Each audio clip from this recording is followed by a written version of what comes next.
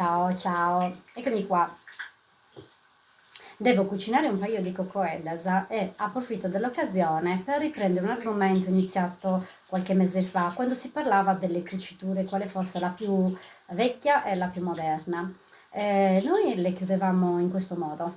Mia nonna, la mamma di babbo, le chiudeva così. Però ho scoperto che quest'altro tipo di cucitura è sicuramente la più vecchia. Allora io, ironizzando con la mamma di un mio amico, ho detto questa sicuramente doveva essere la cucitura degli stanchi, perché in realtà io ero arrivata a chiuderle così un giorno che ero veramente stanca, non ne potevo più di chiudere, di cucire così, una volta a destra, una volta a sinistra e poi il pirulino.